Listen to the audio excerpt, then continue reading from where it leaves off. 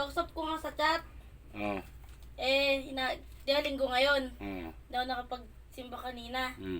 Sila inaya ko na fellowship kami mamaya.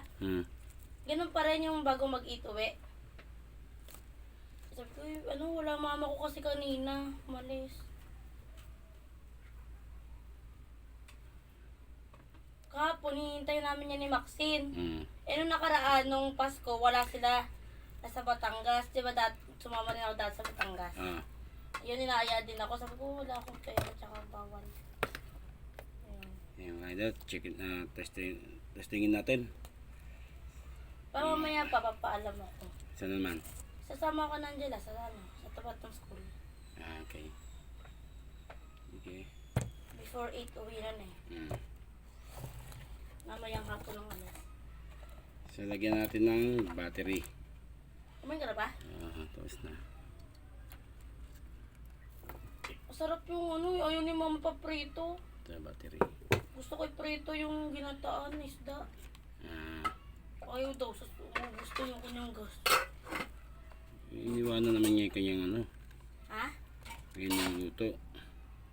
Alis na pala si Nati Kailan? Bukas na. Bukas na? Pero hindi muna sila uwi sa probinsya nila. Saan sila? Tondo. Tondo? Bakit taga-Tondo ba sila? Hindi, may kapatid ata. Doon muna daw sila mag-stay. Sino kasama? Mga anak niya lahat. Yung kasi Kuya Edward, kung kasama din. Hindi kasama si Eduardo? Siguro. Alis na tuloy yung kapitbahay ni ate. Wala ko yung asawa eh.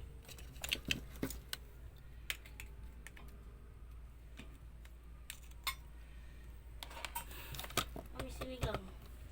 Hello, may potato. Kaya mga idol, testing natin kung iilaw. Kung makakarga siya. Sarap to. Ayun. Okay, nag-power na siya. Iba nga na yung kulay. Nakita niyo mga ka-idol, yung nailaw. Yan dito.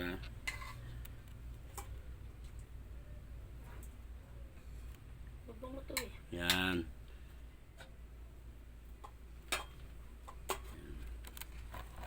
Tingnan natin kung makikita niyo mga ka-idol. Yan, okay na. So ngayon, gagawa tayo ng magbubutas tayo sa likod. Okay, tanggalin muna natin. Okay.